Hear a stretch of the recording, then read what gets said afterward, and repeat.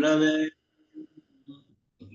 नमो विष्णुपादाय कृष्णपृष्ठाय भूतले श्रीमते भक्तिवेदांत स्वामिनिति नामिने।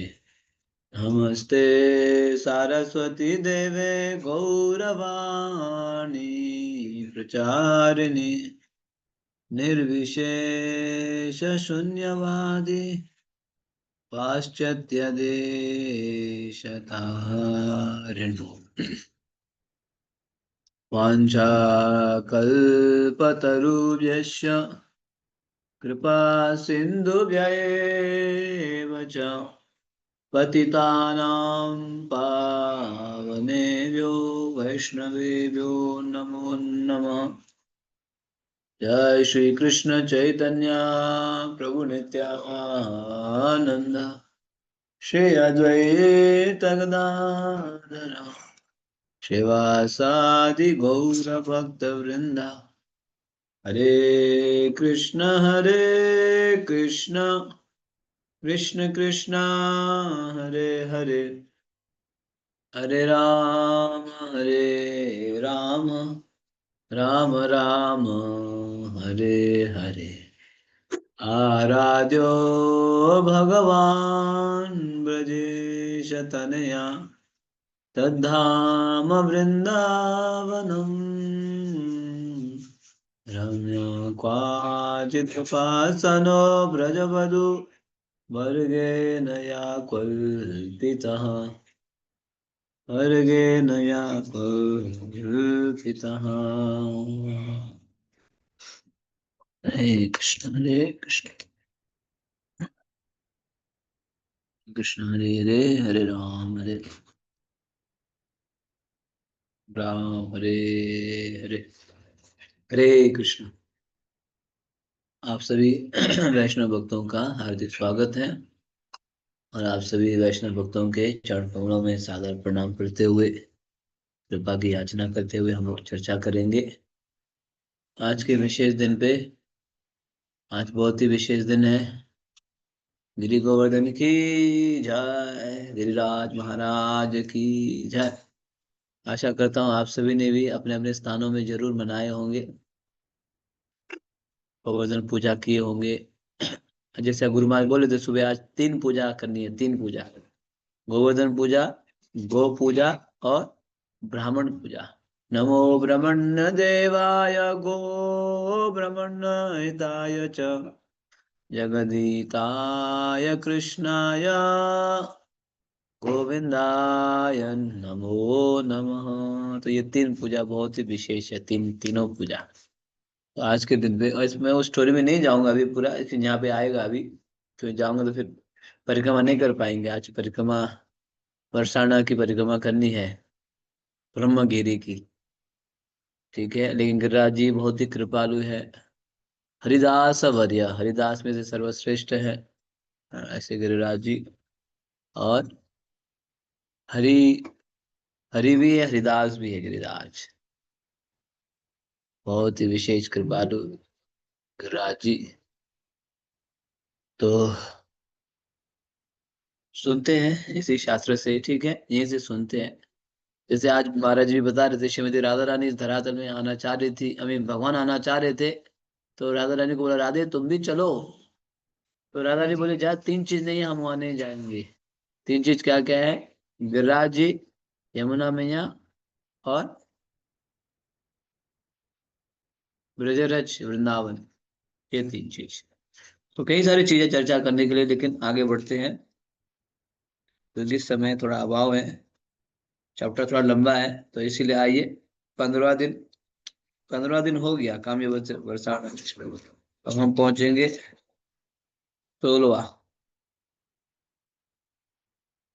16वां दिन, गोवर्धन पूजा एवं बरसाना परिक्रमा। आज हम लोग, याद है ना कल हम लोग बरसाना पहुंचे थे, सभी बरसाना में निवास किए, लाडली लाल के गोदी में, श्रीमती राधा रानी के चरण कमलों में, आप सभी वही निवास किए ना? यस। तो फिर 2-3 दिन तो हम वही निवास करेंगे। तो आज भी वही निवास होगा, लेकिन आज हम लोग बरसाना में गोवर्धन पूजा मनाएंगे भव्य रूप से। ठीक है।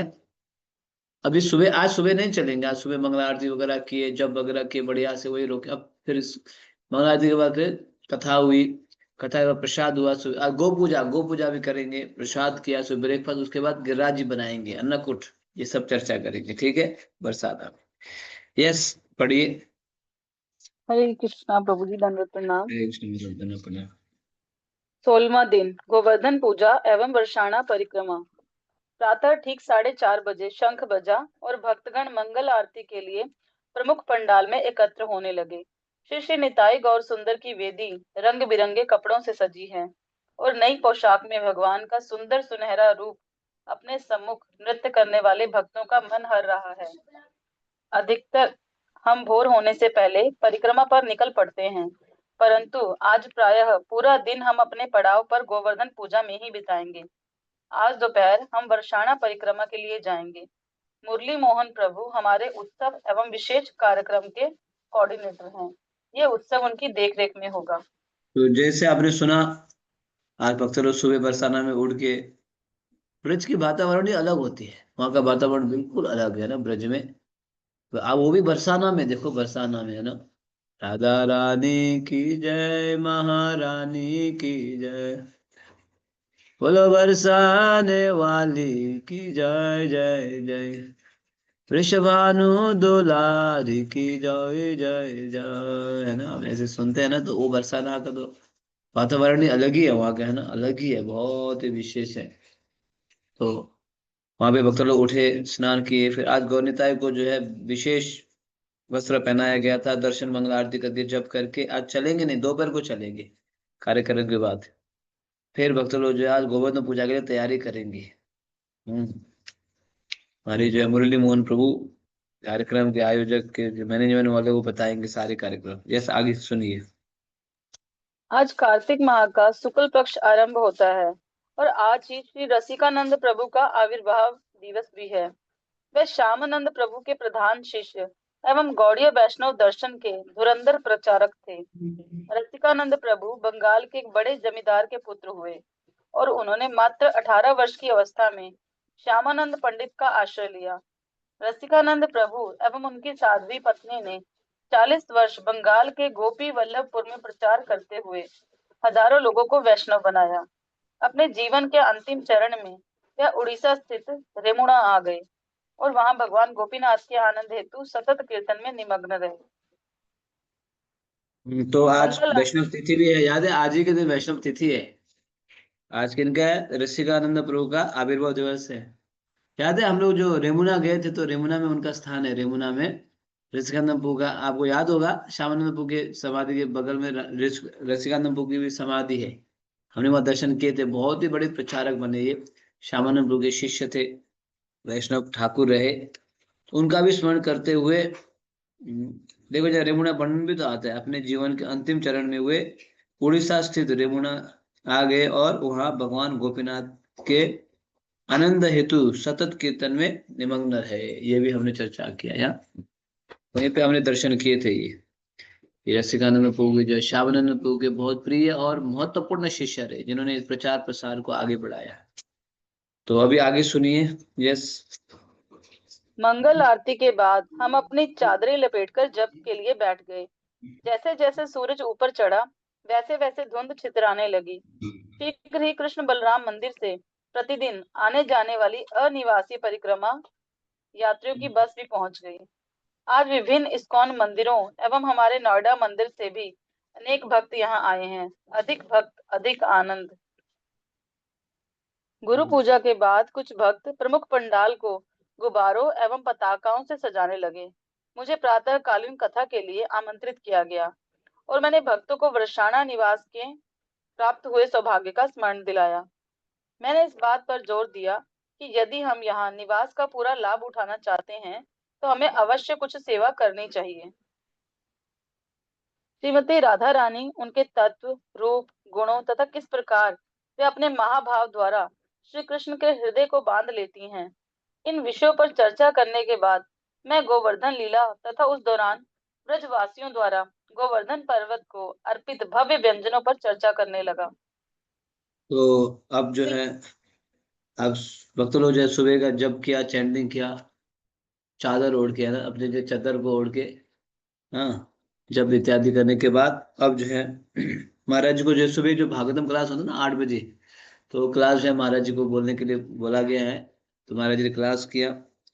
अब क्लास वर्णन करेंगे, क्या क्लास में क्या बोलेंगे महाराज, हम सुनेंगे।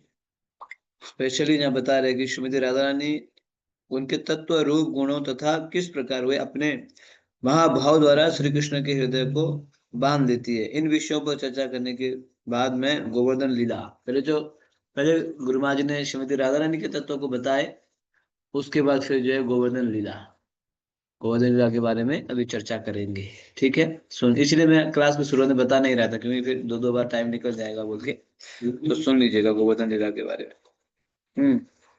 श्रील जीव गोस्वामी वर्णन करते हैं कि सारे भोग खाने के बाद गिरिराज ने अपना मुंह धोने के लिए अंजलि भर भर विशाल कुंडों से जल उठाया।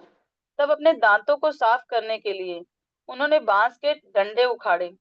उत्सव समाप्त होने के बाद कृष्ण और ब्रजवासियों ने गोवर्धन पर्वत की परिक्रमा की। पूरे रास्ते ब्रजवासी नंद नंदन का महिमा गान कर रहे थे। अपनी पूजा ना होने पर इंद्र अत्यंत क्रुद्ध थे, इसलिए 2 दिन पश्चात उन्होंने भारी वर्षा आरंभ कर दी और तब भगवान ने अपने बाएं हाथ की कनिष्ठा उंगली की नोक पर गोवर्धन पर्वत धारण किया। कंटिन्यू करो। मंच के सामने श्वेत पर्दा लगा है। उसके पीछे भक्तों का एक दल गोवर्धन पर्वत बना रहा है। माताएं ताजे गोबर से श्री गिरधारी की सुंदर मूर्ति बना रही हैं। इनमें से कुछ तो प्रतिवर्ष ये बनाने के कारण इसमें दक्ष हो गई हैं। उन्होंने गिरधारी को फूलों से बने बाजूबंद एवं मालाओं, रंग बिरंगे कमर पट्टे, मोतियों के आभूषणों और बांस की बांसुरी से सजाया। महादेवी माता ने चावल के चूर्ण से उनकी आंखें, नाक, मुख तथा नाखून बनाए तथा बाद में उन्हें चटकीले रंगों से रंग दिया। श्याम प्रिया उनके चरण कमलों को कुमकुम और तुलसी पत्र से सजा रही हैं। मुस्कुराते हुए गिरधारी अपनी बाईं भुजा ऊपर उठाए खड़े हैं। उनकी उंगली के ऊपर ढेर सारे चावल एवं हलवे का गोवर्धन पर्वत टिका है। कुछ माताओं ने घंटों परिश्रम करके पर्वत को सजाने के लिए फूलों की मालाएं गूंथी हैं। पर्वत की एक ओर मुझे शहद के 2 पात्र दिखाई दिए। यह है राधा कुंड एवं श्याम कुंड। तो अब जो है, पहले तो गुरु महाराज जी ने कुछ गोवर्धन लीला के बारे में वर्णन किए, किस प्रकार से आप सभी जानते हैं, अभी डिटेल में नहीं जाएंगे। आज भी महाराज जी बता रहे थे मंदिर में, जहाँ राधे श्यामानंद महाराज नोएडा में, कि ये गोवर्धन लीला, एक तो कार्तिक का मुख्य मेन फेस्टिवल गोवर्धन लीला है। दामोदर लीला से भी मेन फेस्टिवल जो है कार्तिक का गोवर्धन लीला। ये परसों जो है वृंदावन चंद्र महाराज जी बता रहे थे, आज मंदिर में राधे श्यामानंद महाराज जी बता रहे थे। अधिकतर हम सोचते हैं कार्तिक में मेन फेस्टिवल यशोदा दामोदर है, लेकिन मेन फेस्टिवल जो कार्तिक का जो है गोवर्धन लीला है। ये एक कारण है। दूसरा, भगवान जो है इसमें मुख्य रूप से किसके लिए उठाए, इंद्र के जो है अहंकार को चूर चूर करने के लिए। इंद्र जो है बहुत अहंकार से भर के बैठे थे। तो आप सभी जानते हैं कि हर साल मेरी पूजा होनी चाहिए। तो फिर भगवान, आज महाराज बता रहे थे, भगवान सोचे मेरे घर वालों से ये पूजा ले रहे हैं, हालांकि मेरे घर वालों की पूजन की जो सेवा करनी चाहिए थी, मेरे घर वालों से सेवा ले रहे हैं, अब तो इनको सबक सिखानी होगी, है ना। तो फिर उन्हें रोक दो, अब रोको, उसी सामग्री से गिरिराज जी की पूजा करो। तो इंद्र के जो है अहंकार को चूर चूर करने के लिए भगवान ने गिरिराज जी को उठाए थे अपने जो है लेफ्ट फिंगर से, स्मॉलेस्ट फिंगर, 7 दिन 7 रात, और ब्रजवासियों को, सभी ब्रजवासियों को एकजुट कराए, आश्रय दिए। तो ये कथा महाराज ने बताई। फिर उसके बाद जो है, कथा के बाद भक्त लोग गिरिधरी, श्री गिरिधारी को सजाना शुरू कर दिया। देखा, बहुत ही सुंदर ब्रजमंडल में, वास्तव में बहुत ही सुंदर अन्नकूट बनता है। देखो, दर्शन करो, कितना सुंदर बनाया है, लग रहा है वास्तव में ये वो है, विग्रह है। देखो, गोबर से बनाया हुआ पेंटिंग करके। तो कई सारे भक्तों ने ये यहाँ जो है हर साल बनाते हैं ना, ये भक्त जानते हैं। किसी ने जो है इस गिरिधारी के जो फूलों से बने बाजूबंदों एवं मालाओं बनाए, किसी ने जो रंग बिरंग के जो है कमर पट्टे, मोतियों के जो आभूषण, और बांस की बांसुरी इत्यादि इत्यादि बहुत सारे भक्तों ने बनाए। और देखो गिरधारी मुस्कुरा रहे हैं। तो अब जो है अन्नकूट तैयार हो गया। ठीक है, ब्राह्मण परिक्रमा में जो है ये अन्नकूट रेडी हो गया है। अब जो है भक्त लोग पूजा करना शुरू करेंगे। देखो ये आज भी हुआ है, आज भी बरसाना में ये लीला हुई है। आज जो हम पढ़ रहे हैं ना जब पुस्तक में, ये सेम लीला आज भी वहां पे हुई थी बरसाना में। देखो सेम चैप्टर हम पढ़ रहे हैं। यस। गौ पूजा। प्रातःकालीन कथा के बाद हमने गौ पूजा उत्सव मनाया। श्री कृष्ण का एक नाम है गोपाल, अर्थात गायों के संरक्षक। गायें हमारी 7 माताओं में से एक हैं। भगवान के निर्देशानुसार आज गोवर्धन पर्वत की पूजा के साथ हम गायों की भी पूजा करते हैं। हाँ, तस्मात् गव्वं ब्रह्मणानां द्विचरभ्यां तमखः य इन्द्र यागसंहारस्तेरयं साध्यतां मखः। इसलिए आइए गायों, ब्राह्मणों एवं गोवर्धन पर्वत की प्रसन्नतार्थ एक यज्ञ आरंभ करें। इंद्र पूजा के लिए एकत्र सारी सामग्री से इंद्र यज्ञ के स्थान पर यह यज्ञ करें। तो प्रमुख पंडाल। गोवर्धन गोवर्धन पूजा तो है ही, साथ साथ आज गो पूजा भी है। गो देखो गुरु महाराज जी यहाँ गो पूजा कर रहे हैं। हम्म, तो गो पूजा भी है, क्योंकि गाय जो है भगवान को बहुत प्रिय है। देखो इसीलिए भगवान से संबंधित सभी भगवान कहाँ रहते हैं, गोकुल में रहते हैं। भगवान गोपाल है, गोविंद। देखा कितने गाय से जोड़ा हुआ है। इसलिए हम लोगों को भी जब भी अवसर मिलता है तो जरूर गाय की सेवा करनी चाहिए। ऐसे नहीं सिर्फ दूध पीने के लिए लालायित होंगे लेकिन गाय को तो देखेंगे ही नहीं, तो अच्छी बात नहीं है। संभावना हो तो हमें गौ सेवा भी करनी चाहिए। तो आजकल तो गौ सेवा लोग कहाँ करते हैं, आईटी में बैठना चाहते हैं कंप्यूटर के साथ। बस कंप्यूटर के साथ बैठो, यही है ना। गोबर मतलब स्मेली, है ना, स्मेली बोलेंगे। नहीं, गोबर से पता है कितना लाभ होता है। गौमूत्र से कितना लाभान्वित होता है। गाय को केवल स्पर्श करे तो कितना लाभ होता है। तो गो पूजा, क्योंकि भगवान को जो भी प्रिय है उसे भी हमारा भी प्रिय होना चाहिए। जो चीज भगवान को प्रिय अच्छा लगता है हमारा प्रिय नहीं होने से कैसे होगा, हो ही नहीं सकता है ना। तो इसीलिए भगवान को गाय बहुत प्रिय है। तो देखो महाराज जी भी पूजा कर रहे हैं, गाय को माला पहना के रंग बिरंग से सजा के लड्डू खिला रहे हैं। एक्चुअली इस समय हम भी थे यहीं पे, जब महाराज खिला रहे तो हम भी थे इस समय ना। ये यहाँ मैं देख रहा हूँ कृष्ण प्रिया है जहाँ पिक्चर में। कृष्ण प्रिया है इस पिक्चर में, क्या है, कृष्ण प्रिया, कृष्ण प्रिया। कृष्ण प्रिया भी है इस पिक्चर में। ललिता माता जी देख रही होगी। पता था आपको ललिता माता जी को ये बात कृष्ण प्रिया है बोल के? हैं? मालूम था? अभी देखा पर मुझे यहाँ। अभी देखा ना जब मैंने बताया था, कृष्ण प्रिया है ना वो, माता हाँ जी की जी, बेटी है ये। हाँ जी, हाँ जी। कृष्ण प्रिया, देखो कृष्ण प्रिया है। तो हम लोग भी थे इस समय यहाँ पे, लेकिन फोटो में नहीं आए। फोटो में नहीं आए, है ना। थे लेकिन फोटो में नहीं आए। तो ये जो है पुस्तक अनादिकाल तक के लिए रहेगा। कृष्ण प्रिया को बता देना वो पिक्चर में है बोल के जाओ। बरसाना में, ये बरसाना, ये जो है वो जो है क्या बोलते हैं, रंगीली महल। तो गो पूजा भी जरूर करनी चाहिए। यस। प्रमुख पंडाल के सम्मुख एक गाय और उसका बछड़ा लाया गया। उनके सींगों को चटकीले नारंगी रंगों में रंगा गया है और उनके गलों में फूल मालाएं सजी हैं। हमने एक पात्र में कुमकुम और पानी का लेप बनाया और भक्तों ने उसमें अपने हाथ डुबोकर गायों के शरीर पर हाथों के सुंदर ठप्पे बनाए। हमने गायों के खुर धोकर तथा उन्हें कुमकुम लगाकर पूजा आरंभ की। पूजा के दौरान हम नमो ब्राह्मण देवाय गो ब्राह्मण हिताय च इस मंत्र का उच्चारण करते रहे। गाय और उसके बछड़े को प्रणाम करके हमने उन्हें हरी घास तथा मुरमुरे मुरमुरे एवं गुड़ के बने लड्डू खिलाए। गाय ने हमारे हाथों को अच्छी तरह साफ कर दिया और अपनी नाक से स्पर्श करके स्नेहपूर्वक और अधिक मांगने लगी। अंततः हमने भाव विभोर कीर्तन के साथ गाय और उसके बछड़े की आरती की और तदोपरांत उनकी परिक्रमा की। मृदंग और करताल की उच्च ध्वनि से वे थोड़ी भयभीत हो गई और उनके साथ आए ब्रजवासी ग्वाले ने उन्हें शांत करते हुए हमसे वाद्य यंत्रों की ध्वनि धीमी करने को कहा।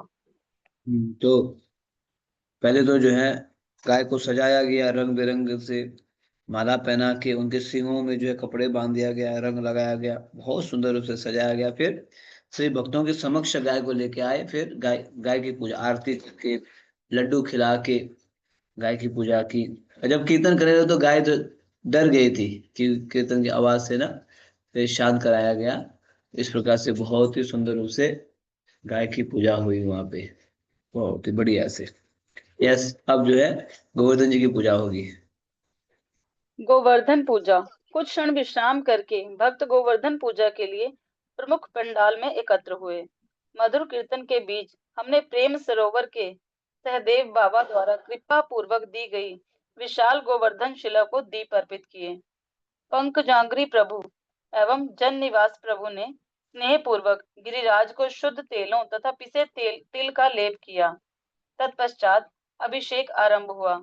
गिरिराज के अभिषेक के लिए उपयुक्त विभिन्न वस्तुओं में पंचगव्य, दूध, दही, घी, गोमूत्र एवं गोबर, कुश घास के सिरे से छिड़का जल, पंचामृत, दूध, दही, घी, शहद एवं मीठा जल, 8 प्रकार के बीज बीज तथा विभिन्न फलों के रस हैं। वरिष्ठ भक्तों ने अभिषेक किया और उनमें से कुछ ने गिरिराज के चारों ओर खड़े होकर उनके ऊपर एक छलनी पकड़ ली। अन्य भक्तों ने विशाल मात्रा में उस छलनी में जल उड़ेला, जिससे गिरिराज भरपूर स्नान का आनंद ले सके। अभिषेक से उठे आनंद के साथ साथ कीर्तन बढ़ रहा है। गिरिराज तथा उनके भक्तों के बीच भावपूर्ण आदान प्रदान को छिपाया नहीं जा सकता। अभिषेक के बाद उन्हें सूखे वस्त्र से पोंछा गया और विभिन्न फूलों की पंखुड़ियां उन पर बरसाई गईं। तब उन्हें श्वेत पर्दे के पीछे ले जाकर नैवेद्य दिखाया गया। ब्रजवासियों को गोवर्धन पूजा का निर्देश देते समय भगवान ने कहा था, खीर से लेकर तरकारी तक विभिन्न विभिन्न व्यंजन बनाए जाएं, अनेक प्रकार के सुस्वादु पापड़ तले और सेके जाएं, और इस यज्ञ के लिए दूध से बने यथासंभव व्यंजन लाए जाएं। ये तो व्रत की आपने देखा ना, देखा किस प्रकार से तैयारी किया गया है गिरिराज जी पूजा के लिए। मुख्य रूप से पंकजांगरी प्रभु प्रभुपाद जी के शिष्य है, मायापुर के हेड पुजारी है। तो उन्होंने स्वयं इसकी तैयारी में लगे थे। और दूध, दही, घी, गोमूत्र, गोबर, मिठाई इत्यादि पकवान, कई सारी चीजें वहां रखा गया। वास्तव में ब्रजमंडल परिक्रमा की जो पूजा ना, गोवर्धन पूजा विशेष होती है, विशेष। कई सारे भक्त उसके लिए जाते हैं। हम्म, तो ये सब तैयार करने के बाद अब जो है पूजा, आरती आरती अभिषेक किया, 56 भोग पकवान लगाए, फिर आरती करेंगे। अभी बहुत ही सुंदर दृश्य, अभी नेक्स्ट पेज में आप दर्शन भी करेंगे। हम्म, तो कई सारे तरकारी, मतलब सब्जियां जो है भगवान को भोग लगाने की तैयारी किया गया। मिठाई, हलवा पूड़ी इत्यादि ये सब तैयार हो गया। यस, अब जो है पूजा अभिषेक भी करेंगे। यस प्रमुख पंडाल के सम्मुख एक है। ये व्रत की रीत है। यस। ये व्रत की रीत है कि गोवर्धन पूजा में वैभव पूर्ण भोज किया जाता है। पूरे व्रत से भक्तगण आनी ओर में एकत्र होकर अन्नकूट का आयोजन करते हैं। श्रील प्रभुपाद ने हमें भव्य रीति से ये उत्सव मनाने की शिक्षा दी है। परिक्रमा पर विश्व के विभिन्न भागों से आए भक्त बड़े तड़के रंधन आरंभ करते हैं। आज हम गिरिराज को 151 व्यंजनों का भोग लगाएंगे।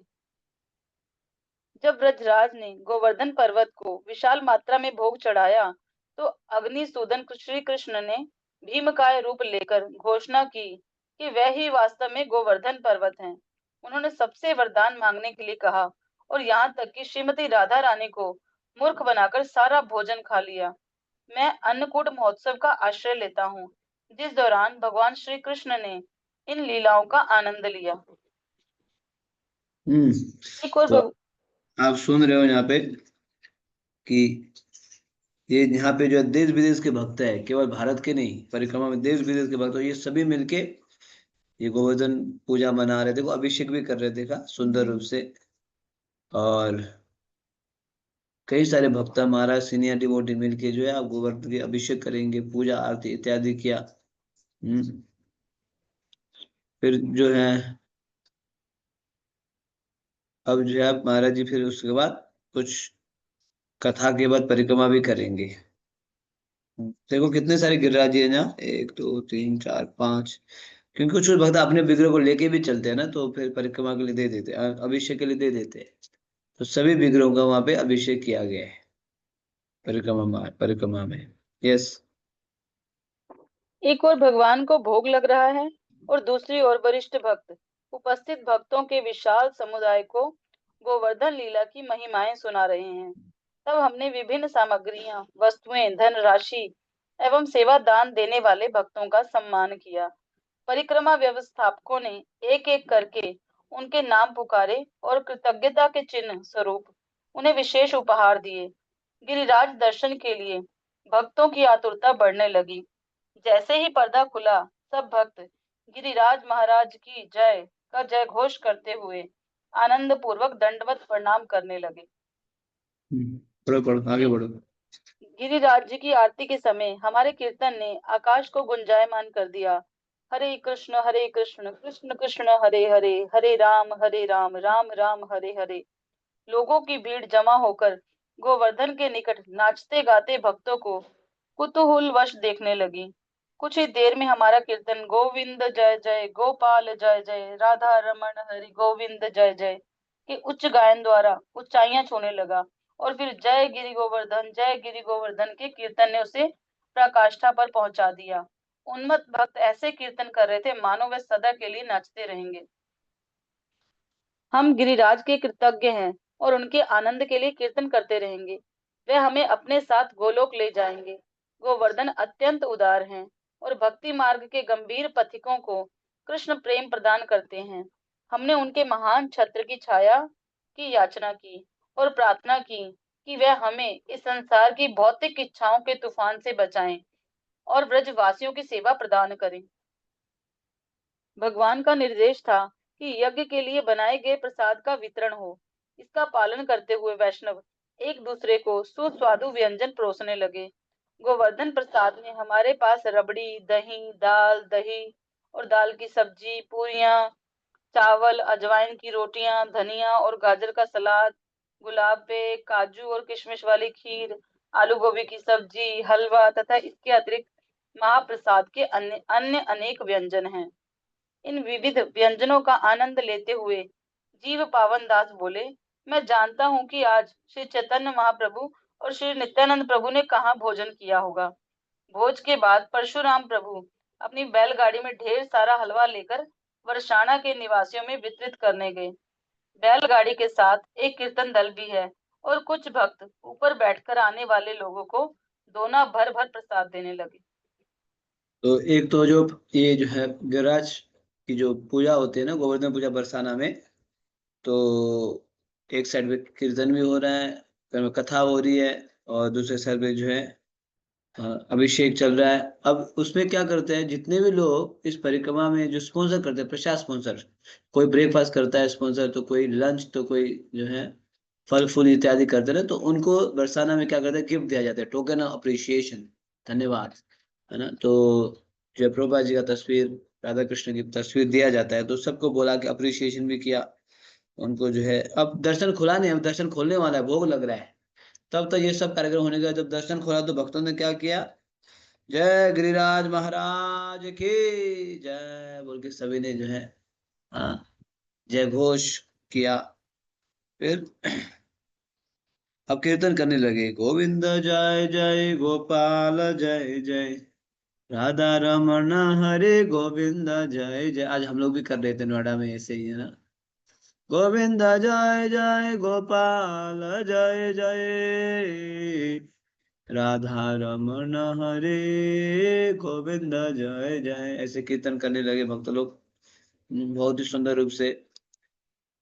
और फिर गिरिराज जी से प्रार्थना करने लगे, गिरिराज जी आप हमें क्या कीजिए, छत्र छाया दीजिए और हमें इस संसार की भौतिक इच्छाओं के तूफान से बचाइए। ऐसे बोल के प्रार्थना कर रहे हैं, हमें इस भौतिक संसार की जो भौतिक इच्छाओं के तूफान से बचाइए और ब्रजवासियों की सेवा प्रदान करे। ये भी हम लोग अभी भी प्रार्थना कर सकते हैं आज गिरिराज जी के चरण कमलों में, गिरिराज जी हमें भौतिक इच्छाओं के तूफान से बचाइए और ब्रजवासियों के चरण कमलों में सेवा प्रदान कीजिए। और एक दूसरे वैष्णव की सेवा करेंगे अभी, क्या करके, प्रसाद वितरण करके। प्रसाद आज बहुत बड़ा फीस्ट बनता है, बहुत बड़ा फीस्ट, सबसे बड़ा फीस्ट क्या क्या है यहाँ पे देखो, रबड़ी, दही, दाल और सब्जी, पूरिया, चावल, अजवाइन की रोटियां, धनिया और गाजर का सलाद, गुलाब पे काजू इत्यादि इत्यादि कई सारी चीजें, आलू गोभी की सब्जी, हलवा तथा इसके अतिरिक्त महाप्रसाद के अन्य अनेक व्यंजन वहां पे, बड़ा फीस्ट। क्योंकि आज के दिन अधिकतर बांके बिहारी माता जी स्पॉन्सर करती हैं, तो ये सब तैयार है। फिर भक्त लोग फिर प्रसाद का आस्वादन करें, क्योंकि गिरिराज जी एक तो भोजन करने में भी प्रसिद्ध है, भोजन कराने में भी प्रसिद्ध है। तो ये सब करके हम लोगों ने क्या किया, बरसाना में गिरिराज जी की पूजा की। किया आप सभी ने, हरि बोल। बरसाना में हो ना, कहीं बाहर तो नहीं हो ना? हाँ बरसाना में ही हो, पूजा पूजा में करो। अब हम बरसाना की परिक्रमा करेंगे, ठीक है? थोड़ी देर में हम लोग परिक्रमा करने वाले हैं बरसाना की। अब परिक्रमा शुरू होगी, हाँ ठीक है। तो आइए बरसाना की परिक्रमा करते हैं। हरे कृष्ण। वर्षाणा परिक्रमा। श्री राधिका ब्रजचंद्र श्री कृष्ण की प्रेमिका हैं। कुछ लोग कहते हैं कि वह परम भाग्य लक्ष्मी है ये और गिरिराज जी का तंत्र दर्शन भी कर शास्त्र। लो, गिरिराज जी का दर्शन भी कर लो। यहाँ देखो इस प्रकार से बनाया जाता है अन्नकूट, देखा ना आपने, बहुत ही सुंदर अन्नकूट बनाया गया है। उसमें जो है अलग अलग नाम भी लिखा गया है, राघव राघव पंडित गुफा, सुरभि कुंड, नंद बाबा,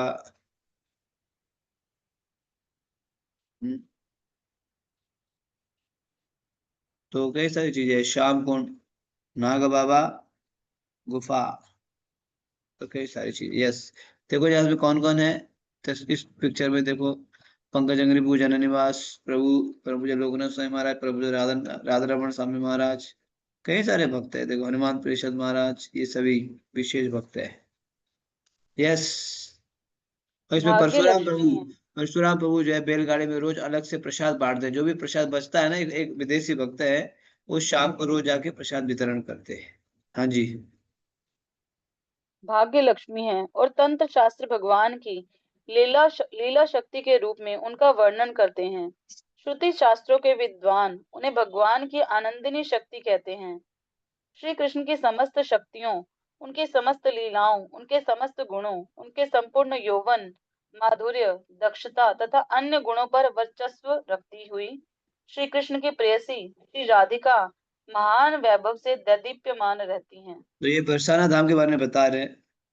बरसाना जो है श्रीमती राधा रानी का बहुत ही प्रिय स्थान है। श्रीमती राधा रानी का जन्म हुआ था रावल में, लेकिन लालन पालन हुआ बरसाना में। उस स्थान की परिक्रमा आज हम लोग करने वाले हैं। बहुत ही कई सारी यहाँ लीलाएं हुई है, सुन लेना आप लोग धीरे धीरे, भी सुनेंगे पढ़ेंगे, है ना, कई सारी लीलाएं। यस।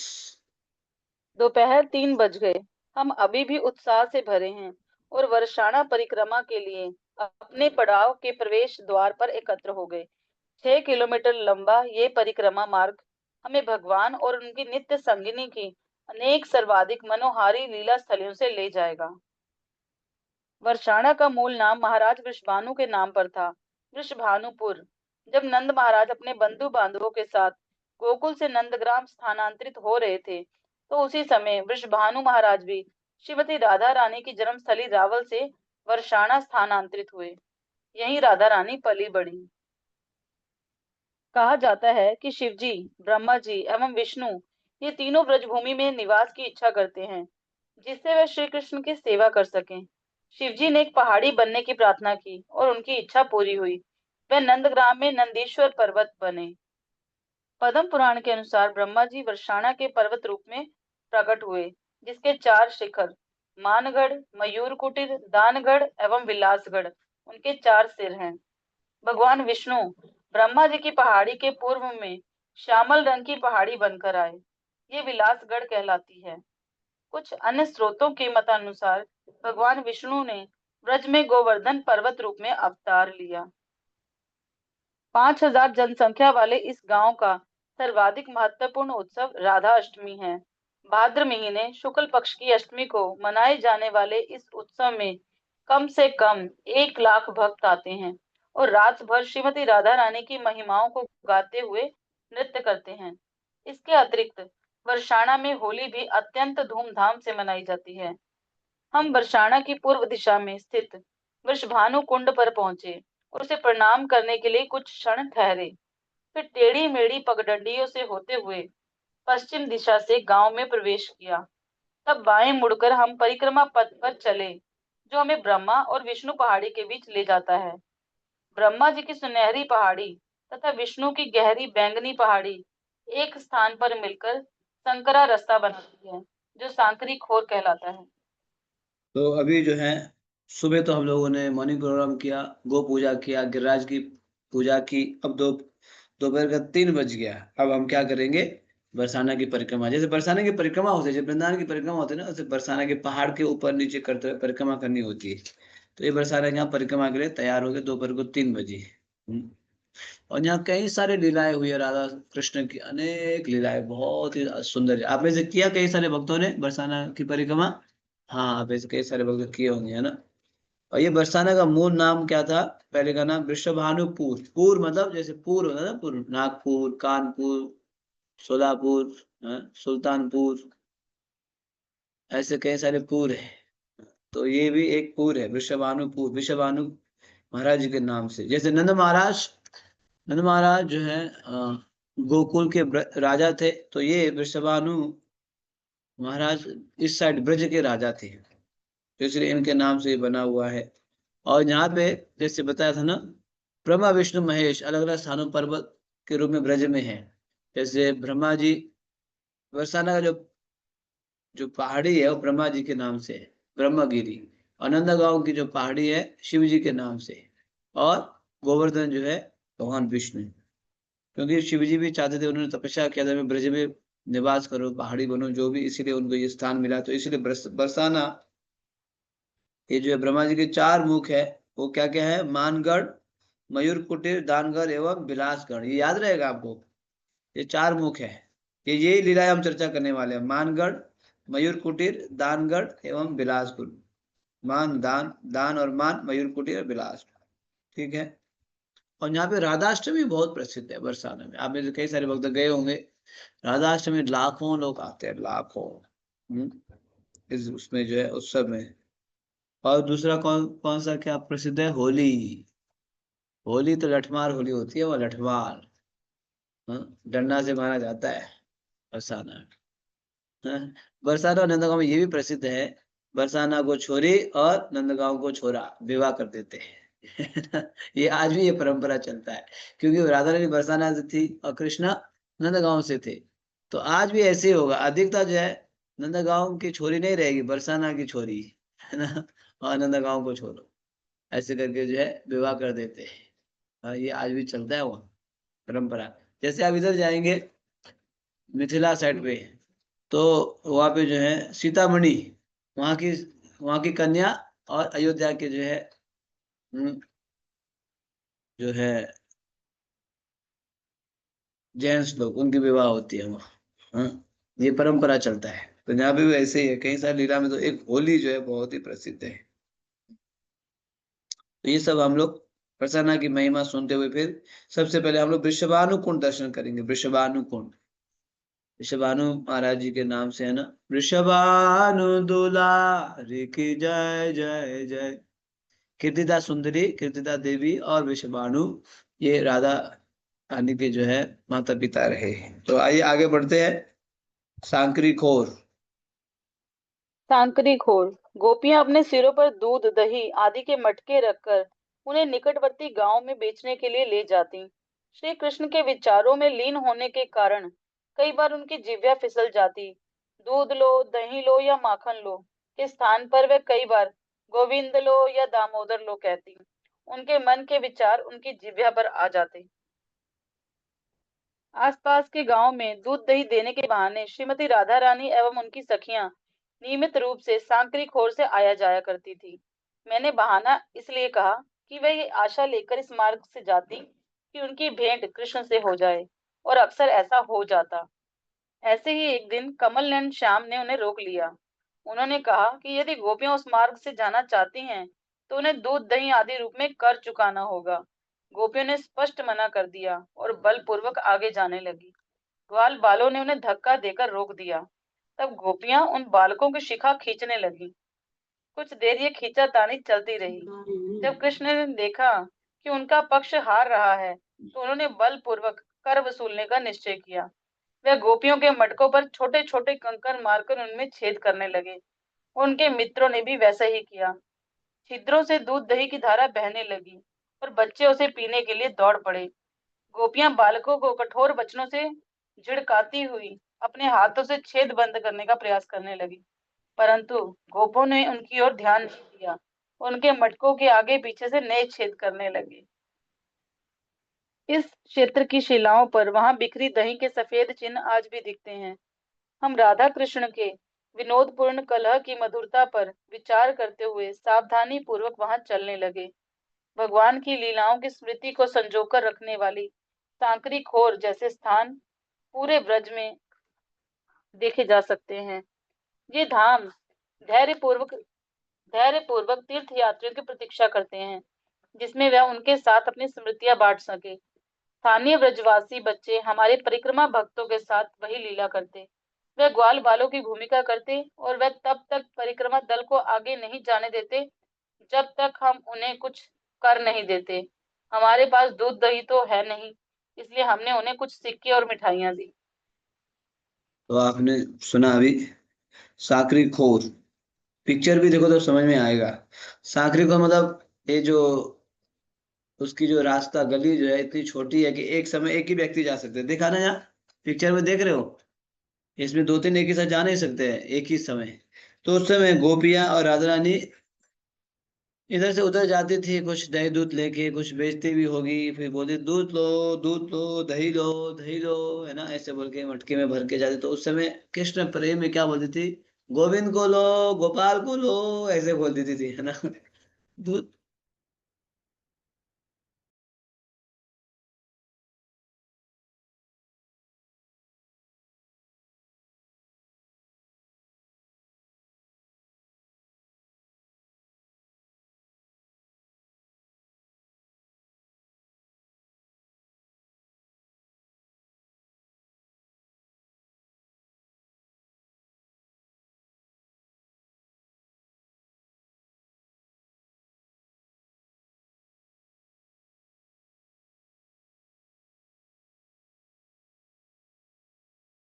क्षमा कीजिएगा। तो जो है इस प्रकार से जो है दूध दही की जगह गोविंद गोपाल बोलते थे, गोविंद को लो, गोपाल को लो।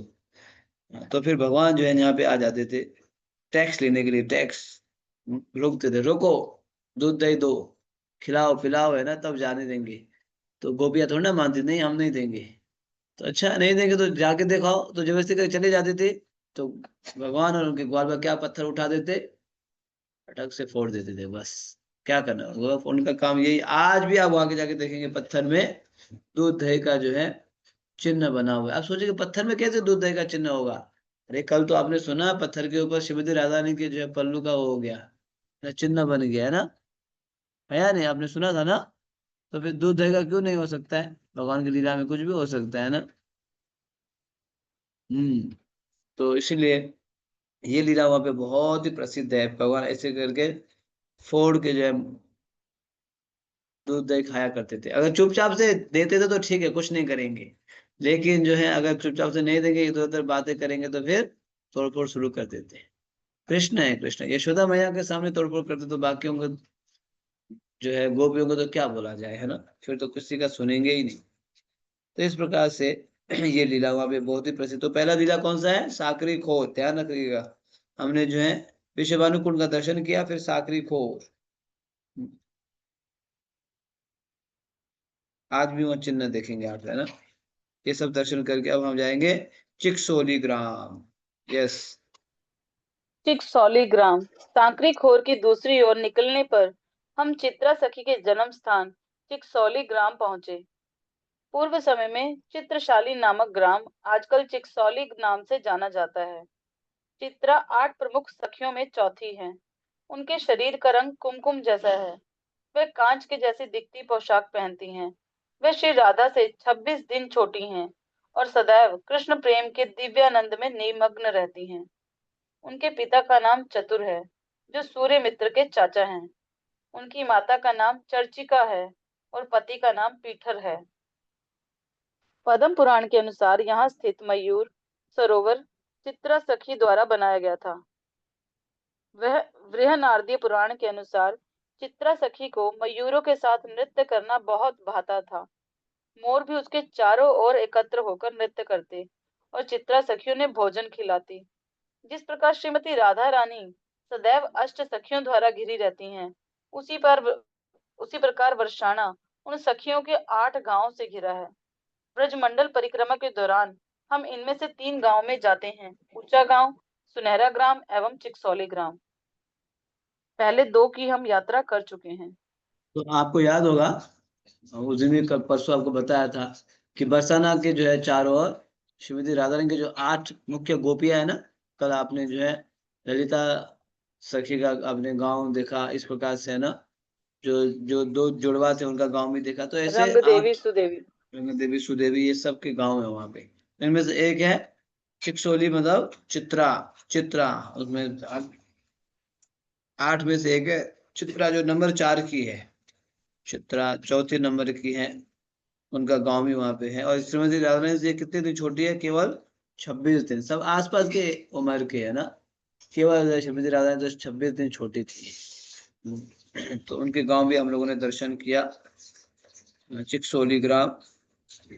जैसे वहां पे ऊंचा गांव, सुनहरा ग्राम, और ये तीसरा हो गया चिकसोली ग्राम। क्योंकि सखी है ना, तो दूर थोड़ा ना जाएंगे, आसपास ही तो रहेंगे। आसपास रह के ही तो जो है सेवा करेंगे। याद रहेगा नहीं सभी? साकरी खोज, चिकसोली ग्राम। अब जाएंगे, यस आगे बढ़िए, ग्यावर वन। गहवर वन एवं कृष्ण कुंड। इसके पश्चात हम सुंदर घने गहवर वन में आए। कहा जाता है कि 5000 वर्ष पूर्व यहाँ अनेक गुफाएं थी, जिनमें राधा कृष्ण अपनी लीलाएं किया करते। गहवर वन के मध्य मोर कुटीर पर्वत की तलहटी में कृष्ण कुंड है।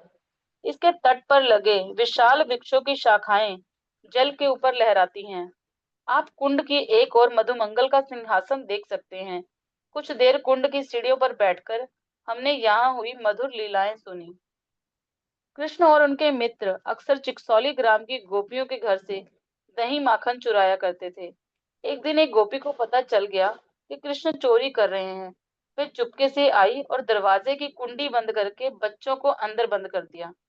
कुंडी की ध्वनि सुनते ही कृष्ण अपने मित्रों के साथ फुर्ती दिखाते हुए खिड़की से भाग गए, परंतु दूसरे से थोड़ा मोटा होने के कारण मधुमंगल खिड़की में फंस गया। जब वे गोपी श्रीमती राधा रानी एवं उनकी सखियों के साथ वहां पहुंची, तो मधुमंगल को छोड़कर सब बालक भाग गए थे। उन सब ने मिलकर मधुमंगल को पकड़ लिया। वे उसे रस्सी से बांधकर कुंड के पास लाई और उसकी शिखा को एक डोरी से बांध दिया। तब उस डोरी का दूसरा सिरा एक वृक्ष की शाखा पर फेंककर वह बारी बारी उसे खींचने लगी। खींचते हुए वह कहती, मधु, आप बुलाओ अपने मित्रों को। मधुमंगल कृष्ण कृष्ण मुझे बचाओ पुकारने लगा। उसकी कातर पुकार सुनकर कृष्ण तुरंत वहां पहुंचे। गोपियों को डांटते हुए बोले, क्या तुम नहीं जानते कि मधुमंगल न केवल एक ग्वाला है, अभी तो ब्राह्मण पुत्र भी है। इसके साथ ऐसा व्यवहार करके तुम सबने एक बड़ा अपराध किया है। गोपियों द्वारा उस अपराध का प्रायश्चित पूछने पर कृष्ण ने कहा कि वह ढेर सारे लड्डू मधुमंगल को खिलाएं और तब वह उन्हें आशीर्वाद देगा। इस प्रकार कृष्ण के इस ब्राह्मण मित्र ने कृष्ण कुंड पर सैकड़ों लड्डू खाए। शांत होने पर उसने प्रत्येक गोपी से वरदान मांगने के लिए कहा। प्रत्येक गोपी ने अपनी हार्दिक इच्छा व्यक्त की और प्रमुख रूप से एक ही वर मांगा कि उन्हें पति रूप में कृष्ण मिले। तो अब हम लोग जो है चिकचोली ग्राम दर्शन करके आगे बढ़ते हैं। तो वहां पहुंचेंगे घेवर वन एवं कृष्ण कुंड। कृष्ण कुंड का भी दर्शन करो, देखो कितना सुंदर है कृष्ण कुंड। और कृष्ण कुंड के ही आप ऊपर एक स्थान भी देखेंगे कि वहाँ जो है मधुमंगल की सिंहासन है। मधुमंगल का बहुत ही सुंदर सिंहासन है। ऐसे बताया गया है यहाँ इस बरसाना की गुफा में, इस परिक्रमा में पहले कई सारे यहाँ गुफाएं हुआ करती थी। अब तो धीरे धीरे लुप्त हो रहा है। गुफाएं हुआ करती थी, सब दर्शन होता है। तो मधुमंगल का सिंहासन क्यों है? क्योंकि एक समय भगवान अपने मित्रों के साथ यहाँ पे आए थे गोपियों के घर में, तो माखन चोरी करके खा रहे थे, तो तब तक गोपियां आ गई।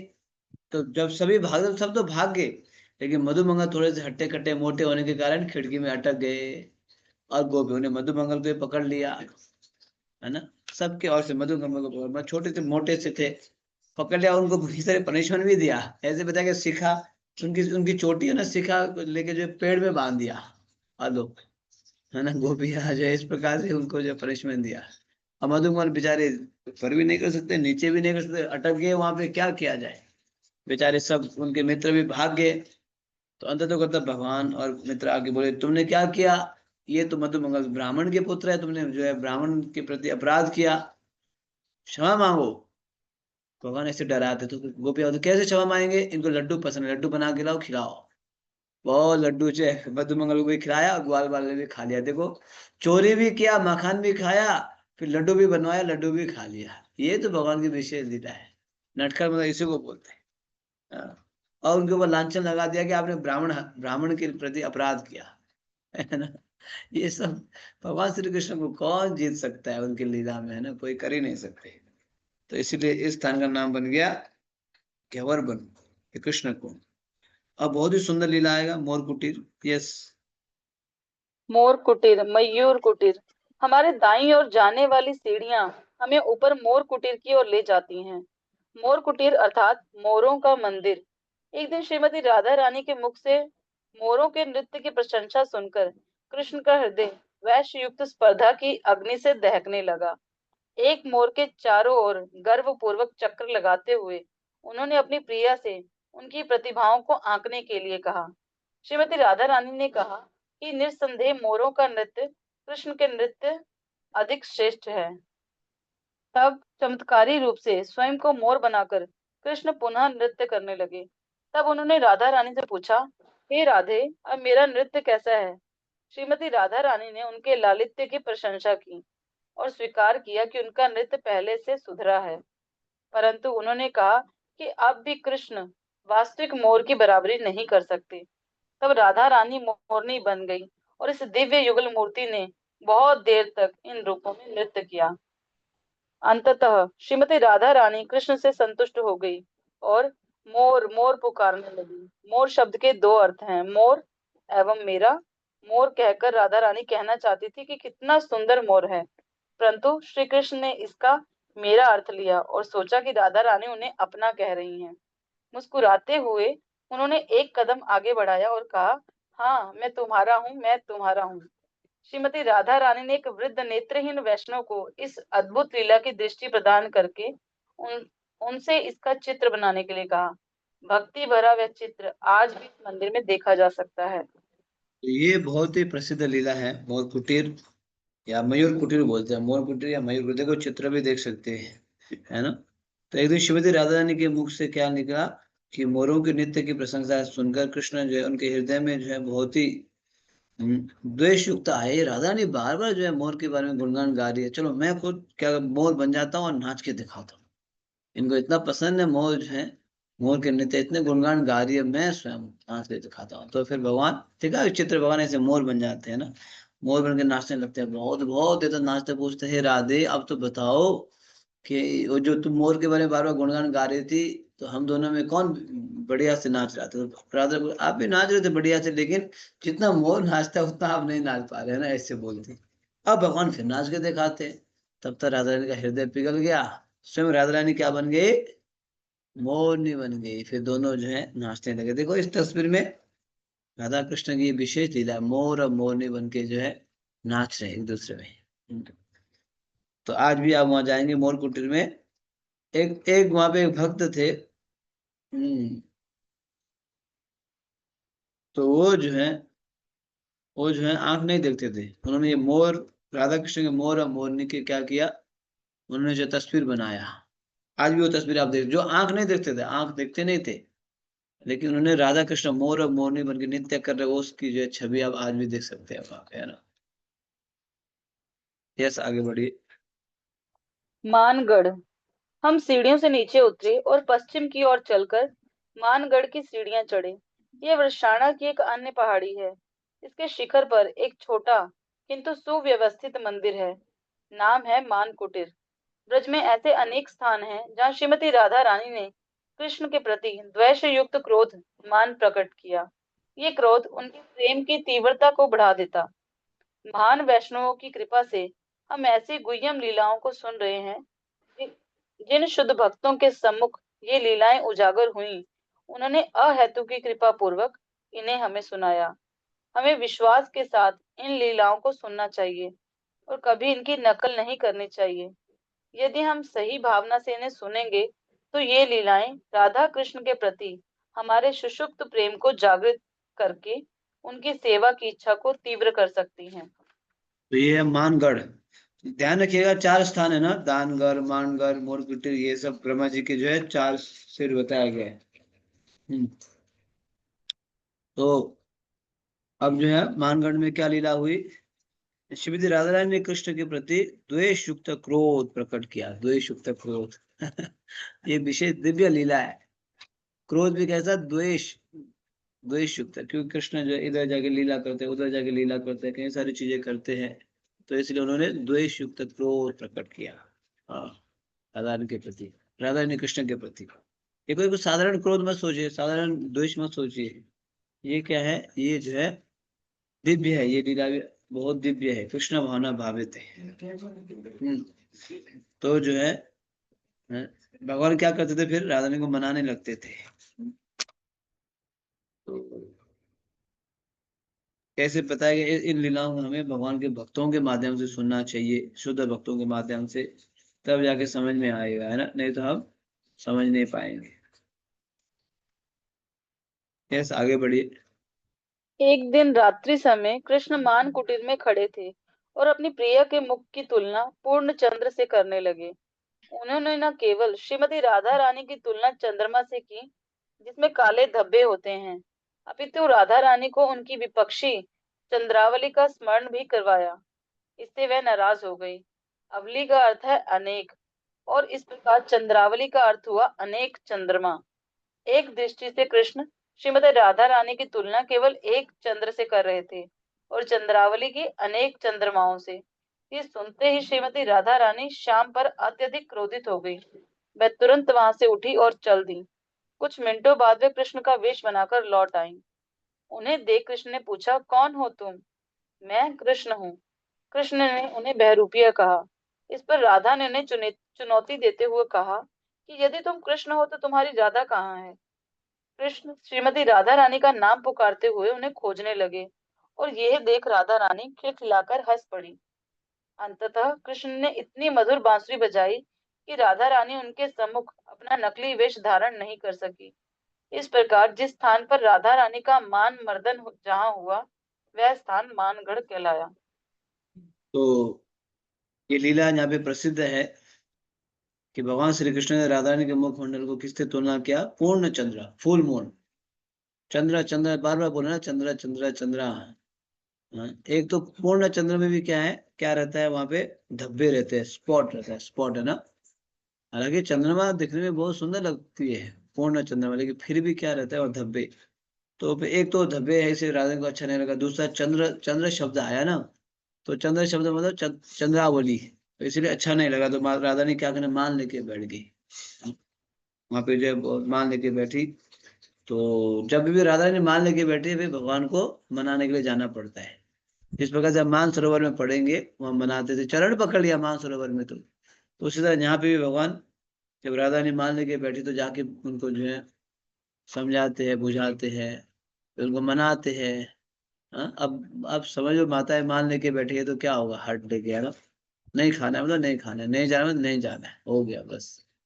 तो फिर भगवान स्वयं मनाते थे। ये लीला यहाँ पे प्रसिद्ध लीला, इसीलिए इस स्थान का नाम हो गया मानगढ़। ठीक है, ब्रह्मा जी के 4 सिर में से एक है मानगढ़। याद रखिए इन सभी लीलाओं को। यस, आगे बढ़ेंगे। दान, आज की परिक्रमा थोड़ी लंबी है, लीलाएं है तो सुनते जाइए। यस। दानगढ़। हम वन्य पहाड़ियों के बीच एक संकरे शांत मार्ग द्वारा दानगढ़ की ओर चलने लगे। यहाँ हमें श्री राधा दान बिहारी के सुंदर दर्शन हुए। कहा जाता है कि एक समय एक निर्धन ब्राह्मण को अपनी पुत्री का विवाह करना था, परंतु उसके पास धन नहीं था। चिंतित वह सहायता के लिए श्री कृष्ण के पास आया। श्री कृष्ण ने कहा कि उनके पास श्रीमती राधा रानी के अतिरिक्त अन्य कुछ नहीं है, वह उन्हें ले सकता है। वह निर्धन ब्राह्मण और अधिक चिंता में पड़ गया। अब तक उसकी केवल एक पुत्री थी, अब दो हो गई। श्रीमती राधा रानी भी दुखी हो गई, क्योंकि वे अपने प्रिय श्याम को नहीं छोड़ना चाहती थी। स्वयं द्वारा निर्मित इस दुविधा को देखते हुए कृष्ण ने एक तराजू मंगवाया और श्रीमती राधा रानी के वजन के बराबर सोना देने का प्रस्ताव रखा।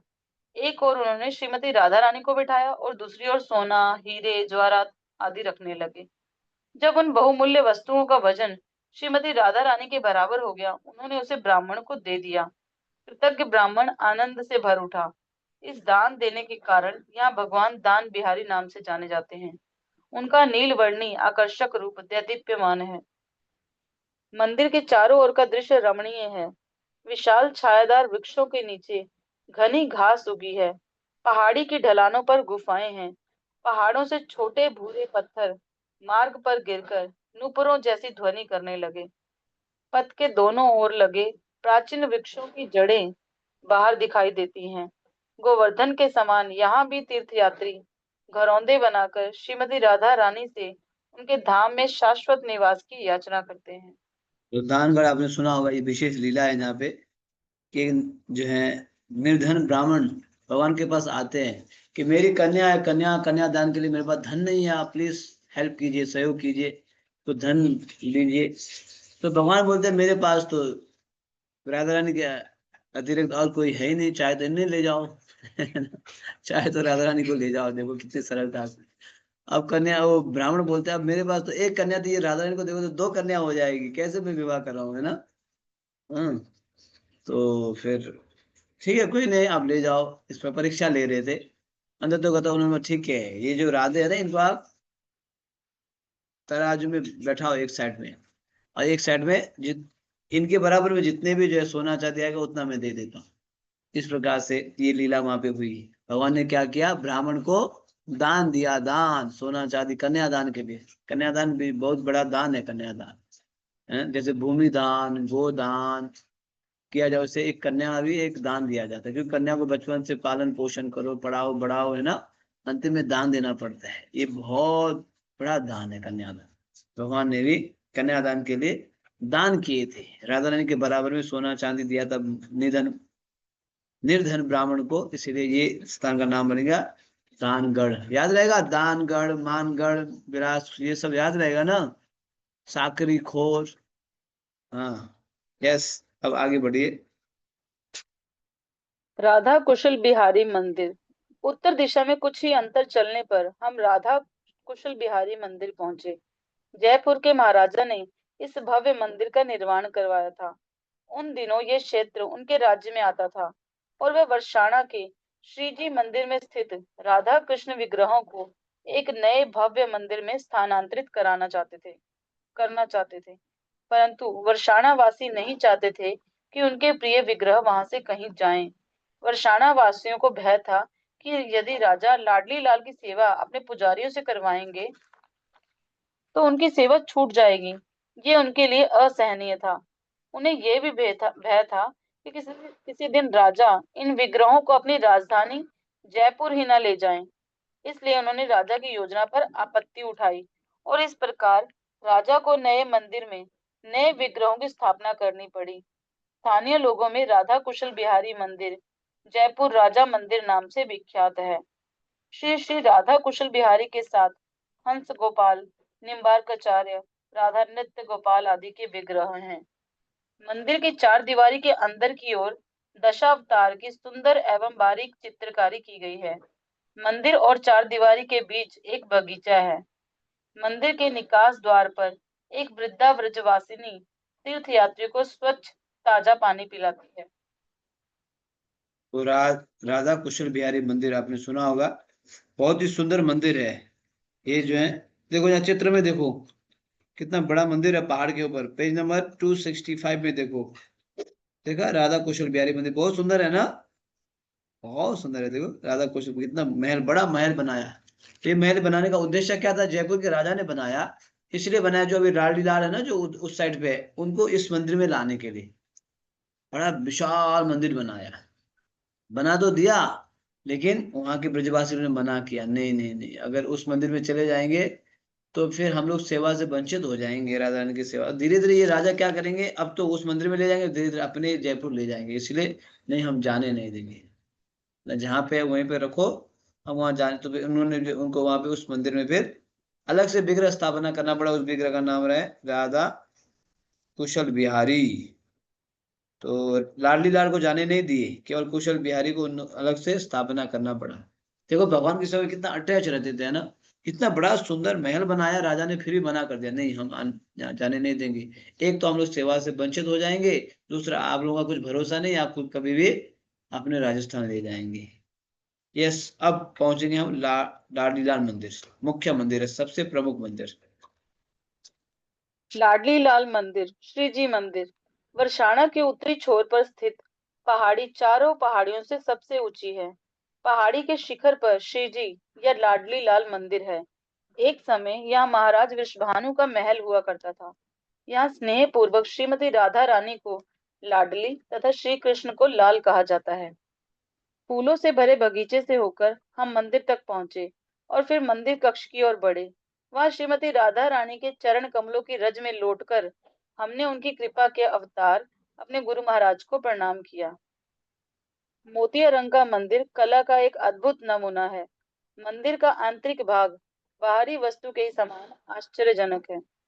मंदिर की दीवारें एवं छत राधा कृष्ण की प्रेम लीलाओं को दर्शाती रंग बिरंगी चित्रकारी से सजी है। प्रमुख वेदी का पर्दा गिरा है और दर्शन बंद हैं। आरती के लिए दर्शन खुलने की प्रतीक्षा करते हुए हम श्री राधिका सत्व गाने लगे। इसकी रचना श्रील रूप गोस्वामी ने श्रीमती राधा रानी के गुणगान में की। तो अब लाडली लाल मंदिर हमारी परिक्रमा, जो परिक्रमा करते हुए साकरी खोर से चढ़े थे, अब अंत जो लास्ट डेस्टिनेशन है लाडली लाल मंदिर पहुंच गया। ऐसे बताया गया इस लाडली लाल मंदिर में पहले वृषभानु महाराज जो राधा रानी के जो पिताजी है उनका महल हुआ करता था। और ब्रज में आप जाएंगे तो लाडली और लाल, लाडली मतलब जो जो छोटी सी बालक उनको लाडली बोलते हैं, लाल मतलब छोटा सा बालक। लाडली लाल भी बोलेंगे, या छोरा छोरी भी बोलेंगे, है ना, या लाला लाली भी बोलेंगे, लाला लाली, ये कोई भी एक ही भाषा है। आप लाला लाली, छोरा छोरी, लाडली लाल, एक ही भाषा है ना, ऐसे प्रयोग करते हैं। बहुत ही सुंदर, लाला है ना, न्यू को इधर आ, ऐसे कुछ बोलते हैं ना, इधर आ जाओ, हाँ? इस प्रकार से प्रयोग करते हैं। बहुत ही प्रसिद्ध है ये। ब्रजभाषा जानते हो, ब्रजभाषा, है ना। क्या करेंगे, गोलोक गोलोक वृंदावन में जाके आप, आपके लिए 3 भाषा का ऑप्शन है, ब्रजभाषा, संस्कृत और बंगाली। तो 3 में से एक तो सीखो ब्रजभाषा, या तो ब्रजभाषा सीखो, या तो संस्कृत सीखो, या तो बंगाली सीखो। मेरे ख्याल में इंग्लिश तो नहीं चलेगा वहाँ। मिलेच्छा भाषा, हमारा मिलेच्छा भाषा, इंटरनेशनल लैंग्वेज मिलेच्छा भाषा, ये केवल यहीं पे चलेगा। 3 में से एक भाषा आती है, बंगाली, या तो बंगाली, या तो ब्रजभाषा, या तो संस्कृत, है ना। 3 में से अब आपको ऑप्शन दिया जाएगा। जो बंगाली जाते हो तो हंस रहे हैं, हमें तो एक भाषा आती है, है ना। जो बंगाली भाषा जानते हो बढ़िया से हंस रहे हैं, क्योंकि मुझे पता है अब संस्कृत और जो है ब्रजभाषा तो नहीं आने वाली है ना। तो शायद हमें भी एंट्री मिल जाएगा, क्योंकि हम भी बंगाली समझते हैं, थोड़ा वो बोल भी लेते हैं। और संस्कृत का भी थोड़ा बहुत काम चल जाएगा, तो शायद हम लोग, है ना, यूं करके थोड़ा सा इधर घूम घाम के एंट्री मिलने की संभावना है। लेकिन जो जिनको कुछ भी पता नहीं, आप सीख लो फिर। हाँ, प्रभु जी आपके बंगाली पीछे पीछे हम बोलेंगे। अच्छा, है ना। फिर बोले कोথায় जावे, कहाँ जाओगे, हाँ, एखाने प्रवेश वर्जित, ऐसे बोल दिया जाएगा, है ना। इस प्रकार से बंगाली भाषा है ये। हाँ, तो फिर आप बोले नहीं नहीं कृपा करें इतने, है ना, जाने दीजिए। तो सीखना होगा आपको। हमारा गुरु महाराज बोले थे एक बार मुझे, बंगाली भाषा बहुत मधुर है, बहुत मधुर है। गुरु महाराज बोले सर्वे किया गया सभी भाषाओं को, तो सबसे स्वीटेस्ट लैंग्वेज निकला बंगाली भाषा है। गुरु महाराज बोले, फिर संस्कृत, तो गुरु महाराज बोलते हैं Sanskrit is the mother of all languages. Sanskrit सभी भाषाओं की क्या है, जड़ है। और ब्रज भाषा मतलब भगवान की भाषा है। तो 3 में से एक सीख लेना, आप सोच लेना क्या सीखोगे, तीनों सीखे तो बढ़िया है। तो इसीलिए लाडली लाल बहुत प्यारी भाषा है ना, वहाँ बोलते हैं इस प्रकार से। तो यहाँ जो है इस सुंदर लालीला मंदिर में हम लोग पहुंच गए। आप गए ना बरसाना मंदिर दर्शन के लिए, उसी को बोला लालीलाल मंदिर, विश्वभानु महाराज जी का जो है महल था वो। यस, आगे बढ़िए। हे राधा, हे माधव प्रिया, हे गोकुल तरुणियों द्वारा पूजित, आपकी जय जयकार हो, जय जयकार हो। आप भगवान दामोदर के प्रेम को प्रगाढ़ करने के लिए अपने परिधान पहनती हैं। आप श्री हरि को आनंद प्रदान करने वाले श्री वृंदावन धाम की राजेश्वरी हैं। महाराज वृषभानु रूपी समुद्र से उत्पन्न हे नवचंद्रिका, हे ललिता की सखी, हे विशाखा को अपने गुणों से आनंद प्रदान करने वाली, हे परम करुणामयी, जिसके चरित्र का गुणगान सनक सनातन आदि कुमार करते हैं, हे परम करुणामयी राधा, कृपया मेरे ऊपर कृपा करें। राधे जया जया माधव दयिते गोकुल तरुणी मंडल महिते राधे जय जय माधव दयिते करुणां कुरु मयि करुणा भरिते सनक सनातन वर्णिता चरिते। ये यहाँ गाया गया है। ऐसे श्रीमती राधा ने करुणा से भरा, उनके अंदर करुणा ही करुणा है, करुणा के अलावा और कुछ नहीं है श्रीमती राधा रानी के अंदर। ये श्रीमती राधा रानी है ना के स्थान पे हम लोग पहुंचे हैं। कृष्ण के पास जाना है तो राधा रानी के थ्रू, जैसे राधा रानी के पास जाना है तो ललिता विशाखा के माध्यम से। ये जो है इसको बोलते हैं परंपरा। हम डायरेक्ट भगवान के पास नहीं जा सकते, पहले गुरु महाराज के पास जाना है, गुरु महाराज फिर प्रभुपाद के पास, प्रभुपाद के बाद फिर गुरु परंपरा, फिर षड गोस्वामी, फिर नित्यानंद प्रभु, गौरांग महाप्रभु, फिर गोपिया, फिर राधा, फिर कृष्णा। डायरेक्ट राधा कृष्ण को छलांग लगाएंगे ना फिर भूल जाओ, कभी नहीं पहुंच पाएंगे। तो ऐसे श्रीमती राधा रानी के प्रांगण में हम लोग पहुंचे। देखो बहुत ही सुंदर, कई सारे लीलाएं नित्य नाटिकाएं वहां चलती रहती है। वास्तव में बरसाना बहुत सुंदर है। हम लोग बरसाना जाने वाले हैं यात्रा लेके, बहुत ही शीघ्र बरसाना जाएंगे यात्रा। ये मतलब ये आप लोगों के लिए नहीं, जेवर के भक्तों के लिए है ना। हमें सभी भक्तों के लिए सोचना पड़ता है। इसी कार्तिक में हम लोग एक यात्रा ले जाएंगे, जेवर के भक्तों को बरसाना ले जाएंगे, बरसाना। तो आप लोग बता दीजिए, अभी भी कार्तिक है, अगर अभी और एक यात्रा निकालना तो बता दीजिए, सुबह जाके शाम को आ जाएंगे, कहाँ जाना है ना। लेकिन अभी तो पहले कहाँ जाएंगे हम लोग, बरसाना जाएंगे भक्तों को लेके। यस। स्वयं को कीर्तन में मग्न करके हम श्रीमती राधा रानी के आशीर्वाद की कामना करते हैं, जिससे हम अपनी स्मृति में अभी अभी सुनी उनकी लीलाओं का आस्वादन कर सकें और आध्यात्मिक जगत में सेवा प्राप्त कर सकें। सहसा पर्दे खुले और हमारे सामने सुनहरे रूपों में श्री श्री लाडली लाल खड़े हैं। घंटे बज उठे। हमने भूमि पर झुककर प्रणाम किया। कीर्तन प्रकाष्ठा पर है। राधे राधे राधे, जय जय श्री राधे। वृद्ध स्त्रियां कर्णभेदी ध्वनियां निकाल रही हैं। लाडली लाल विग्रह माधुर्य के मूर्तिमान स्वरूप हैं और उनके दर्शन लेते समय मोहित ना होना कठिन है। हम घंटों खड़े रहकर इनका दर्शन कर सकते हैं, परंतु हम परिक्रमा के मध्य में हैं। हमें आगे बढ़ना होगा।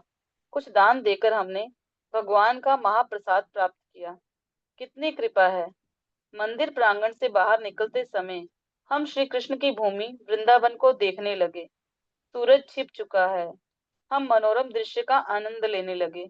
मैं गोपियों की कल्पना करने लगा, जो संध्या समय यहाँ खड़ी होकर उन धूल के बादलों की प्रतीक्षा करती, जो गाय चराने के बाद श्री कृष्ण के नंदग्राम लौटने का संकेत देते थे।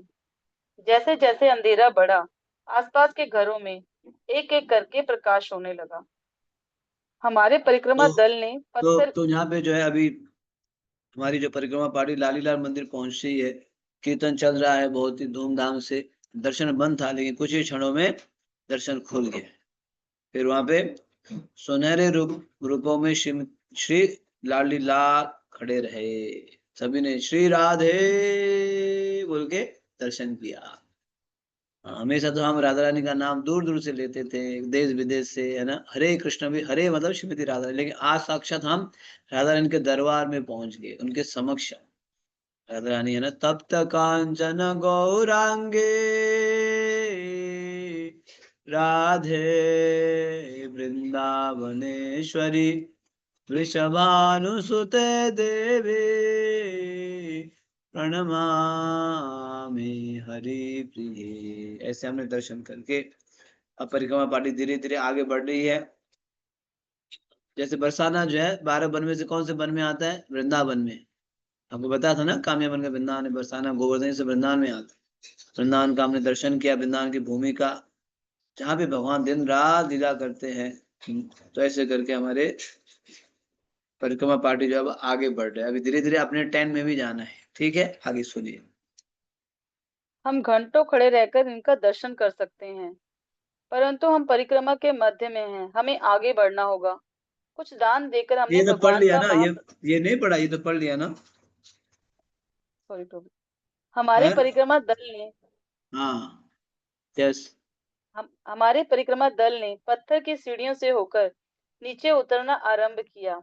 अब तक अनगिनत लोगों ने इन पर चलकर इस भव्य मंदिर के दर्शन किए हैं। सीढ़ियां उतरना सीढ़ियां चढ़ने की अपेक्षा अधिक सरल है। हम सीढ़ियां चढ़ रहे यात्रियों को देखकर ये समझ सकते हैं। भारत के प्रमुख मंदिरों को देखिए, प्रायः इन मंदिरों तक पहुंचने के लिए अनेक सीढ़ियां चढ़नी पड़ती हैं।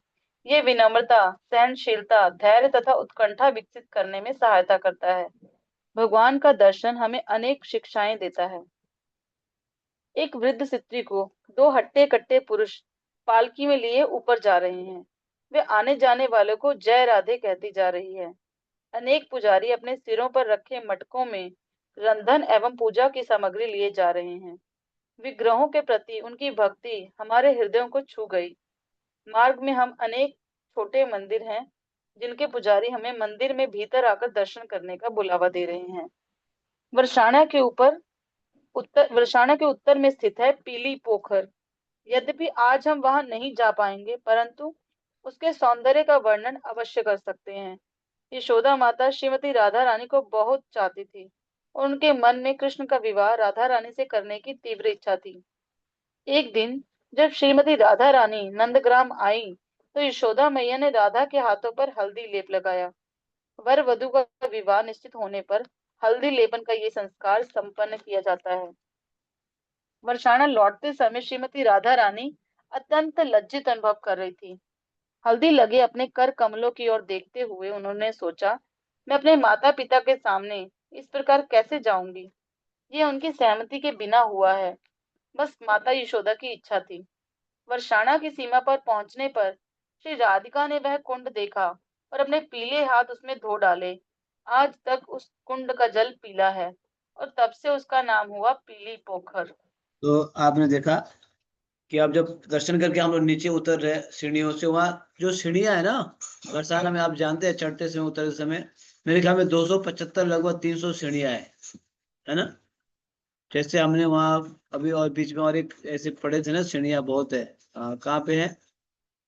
केदारनाथ में याद है? केदारनाथ में तो यहाँ पे भी कई सारी सीढ़ियां हैं। तो चढ़ते समय मुश्किल होता है, लेकिन उतरते समय आसान है। लेकिन यहाँ पे ये सुविधा है, अगर आप नहीं चढ़ पाएंगे तो उठाने वाले भी होते हैं, है ना। आपको जो है पालकी में डाल के उठाएंगे। तो ये सब हमने दर्शन करके अब नीचे उतरने लगे। नीचे उतर के जो है अब एक लीला के बारे में वर्णन किया। लीला स्थली तो नहीं जाएंगे, लेकिन वर्णन किया गया। वो स्थली कौन सी है? पीली पोखर।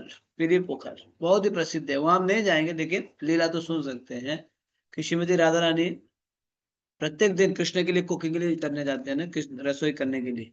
क्योंकि कृष्ण जो है राधा रानी के हाथ के अलावा खाते नहीं थे। राधा रानी को ये वरदान मिला था, लेकिन दुर्वासा मुनि से वरदान मिला था, हाँ, कि राधा रानी जो भी बनाएगी वो मतलब अमृत तुल्य रहेगा वो। तो इसलिए कृष्ण जो है राधा रानी के हाथ से भोजन करना चाहते थे। तो राधा रानी कुकिंग नहीं करते, खाते नहीं थे। तो मैया बोलती, राधे प्लीज आया करो बरसाना से नंदगांव, और फिर क्या किया करो? रसोई किया करो, कुकिंग किया करो। तो राधा रानी जाती थी, फिर लौटती थी। ऐसे प्रत्येक दिन करते थे। तो अब यशोदा मैया को पसंद आया राधा रानी, जब बहू बना देते हैं ना। तो एक दिन जो है बिना कुछ डिस्कस किए, बिना, हाँ, यशोदा ने जो है वृषभानु और डिस्कस किए बिना जब राधा रानी कुकिंग के लिए आए थे, तो उस समय क्या कर दी उन्होंने? हल्दी कर दी हाथों में। बताओ, वर वधु जैसे हल्दी, पूरा हल्दी कर दे। तो राधा रानी का हाथ पीला पीला हो गया, बेचारे शर्मिंदा से कुछ बोल नहीं पाई। अब जब लौट रहे थे घर, तो सोची ये विश्वभानु मेरे पिताजी देखेंगे तो क्या बोलेंगे, कृष्णा देवी क्या बोलेंगे, मैया इसको जो है धो डालना चाहिए। तो एक कुंड में तालाब में धोई थी, तो पानी उस समय क्या हो गया, पीला हो गया, इसलिए उस स्थान का नाम बन गया पीली पोखर। आज भी ऐसे बताया कि उस जल जो है वहां पे पीला है, जहाँ पे श्रीमती राधा रानी अपने हाथ धोई थी, यशोदा में लगाया हुआ हल्दी को सफाई करने के लिए। यस। हमारे पड़ाव पहुंचने तक अंधेरा हो गया। प्रत्येक संध्या के समान हमने दामोदर अष्टक गाकर आज के दिन का समापन किया। सितारों की चादर के नीचे कीर्तन हमें ऐसे स्वर्ग में ले गया जहां से फिर लौटना नहीं पड़ता। हम दिन भर गिरिराज के गुणगान, भव्य उत्सव, वर्षाणा परिक्रमा एवं दिव्य युगल मूर्ति तथा उनकी सखी सखाओं के लीला स्मरण में व्यस्त रहे। अब हमें आवश्यकता है अच्छे विश्राम की। मुझे खेमों में कुछ भक्त पढ़ते, कुछ एक दूसरे की मालिश करते हुए और कुछ परस्पर अपने अनुभवों का आदान प्रदान करते दिखाई दिए। परिक्रमा पर वैष्णव संघ भरपूर है और सहज ही सुदृढ़ संबंध बन जाते हैं। परस्पर एक दूसरे की सेवा परिक्रमा जीवन का स्वाभाविक अंग है। कई बार भक्त रुककर एक दूसरे के पैरों से कांटे निकालते हैं, चाहे इसके लिए उन्हें पूरे दल के पीछे ही क्यों न रहना पड़े। कुछ भक्त यहाँ वहां जाकर वरिष्ठ सदस्यों एवं बच्चों के लिए पानी उठाते हैं, उनके कपड़े धोते हैं एवं अन्य प्रकार से सहायता करते हैं। अक्सर भक्त स्वेच्छा से प्रसाद वितरण सेवा भी करते हैं। ये प्रेम भरे कार्य वैष्णवों में परिवार की भावना उत्पन्न करते हैं। एक भक्त ने मुझे बताया, धाम में जब प्रत्येक भक्त दूसरों की सेवा के लिए तत्पर रहता है तो हमारे हृदय कोमल बनते हैं। हरे कृष्ण। हरे कृष्णा हरे कृष्णा कृष्ण कृष्ण हरे हरे, हरे राम राम राम हरे हरे। श्री बरसाना धाम की जय, लाडली लाल सरकार की जय, ब्रजभूमि 84 कोस परिक्रमा की जय, निताई गौर प्रेमानंदे। बरसाना के भी दर्शन करो, जहाँ देखा लाली लाल मंदिर के प्रांगण से बरसाना का दृश्य। तो ऐसे हमारी परिक्रमा, पूरी हमारी ब्रजमंडल की परिक्रमा आज जो है बरसाना की परिक्रमा की। अच्छा लगा आपको बरसाना की परिक्रमा करके? कितने लोग थक गए? कितने लोग थक गए? अच्छा नहीं थके? बहुत शक्तिशाली आप लोग, पहाड़ के ऊपर चढ़ के उतरे फिर भी नहीं थके। ये आप बिल्कुल ऑनेस्टली बोलना, honesty is the best policy. कोई भी नहीं थका? हाय हाय, मानना पड़ेगा फिर तो आपको। है ना? इतना आसान नहीं हुआ चलना, थकावट होती है। हाँ हाँ। सभी ने परिक्रमा किया ना, फिर भी नहीं थके एक भी? बहुत बढ़िया है, फिर तो बहुत अच्छा है। आपके लिए परिक्रमा बहुत अनुकूल है। तो फिर आज भी हम लोग कहाँ विश्राम करेंगे? बरसाना में ही विश्राम करेंगे। और यहाँ पे एक दूसरे के कांटे भी निकाल रहे हैं, कांटे है ना बीच में जो चलते समय, है ना? अरे ये भक्त इसलिए नहीं थका कि पालकी में गए ना, इसलिए थके नहीं। भक्त लिख रहे प्रभु जी हमने तो पालकी यूज किया इसलिए नहीं थका है। ये भी बुद्धिमान है ना, बुद्धिमान भक्त है। वहां पे जो पालकी का जो प्रयोग किया, वेरी गुड। तो बहुत ही सुंदर परिक्रमा है बरसाना की, जो है परिक्रमा बहुत ही सुंदर अद्भुत परिक्रमा है। इस प्रकार से हमने बरसाना का पूरा जो है दर्शन करके परिक्रमा कर लिया है। कल हम लोग बरसाना से नंदग्राम प्रस्थान करेंगे। ठीक है? रिकॉर्डिंग नहीं आ रहा है? रिकॉर्डिंग परम सुंदरपुर से लीजिए, परम सुंदरपुर को शेयर किया हुआ है। परम सुंदरपुर को मैं एक बार रिमाइंडर कर देता हूँ, रिकॉर्ड तो मैं रोज शेयर करता हूँ उनको, परम सुंदरपुर से। ठीक है, जगत गुरु शील प्रभुपाद की, समवेत गौर भक्त वृंद की, गोवर्धन पूजा महामहोत्सव के, निताय गौर प्रेमानंदे हरि।